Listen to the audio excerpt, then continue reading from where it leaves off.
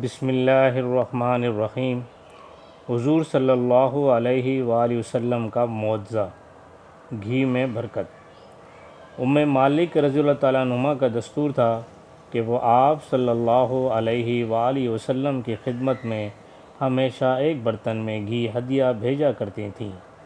جب ان کے بچے سالن مانگتے اور گھر میں نہ ہوتا تو وہ اس برتن کو جس میں آپ صلی اللہ علیہ وآلہ وسلم کی خدمت میں گھی بھیجتی تھیں اٹھا لاتے اور اس میں سے بقدر ضرورت گھی نکل آتا۔ ایک دن انہوں نے اس برتن کو بالکل خالی کر لیا تو گھی نکلنا ختم ہو گیا۔